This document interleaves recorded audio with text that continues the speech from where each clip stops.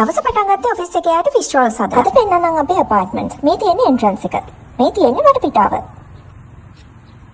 එන්නකො මාත් එක්ක ඇතුළට යන්න. මේ බෑග්ග්‍රවුන්ඩ් නොයිස් එක නම් මෙතන ඉන්න බලු මල්ලිලා සෙට් එකකගේ සද්දේ. මෙතන තට්ටු දෙකේ ගෙවල් නැත්නම් අපාර්ට්මන්ට්ස් 50ක් විතර තියෙනවා. හැබැයි අපි අරන්න අනිත් හැමෝම තායි ජාතිකයන්.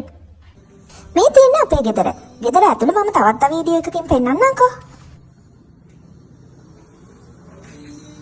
මේ පිගී කේක් එක මට ඔෆිස් එකේදී හම්බුණා. ඔෆිස් ටයිම් එකෙන් පස්සේ අපි ගියා මෙන්න මේ රෙස්ටුරන්ට් එකට. සොම්තම් කියන තායි ඩිෂ් එක මෙතන මාරම රසට සර්ව් කරනවා. හරි මේ ඔක්කොම තනියම කෑවේ නෑ. ඉතින් තවත් 3 දිනක් විතර හිටියා. කාල වේල බඩු ටිකක් ගන්න ලෝටස් එකට ගියා.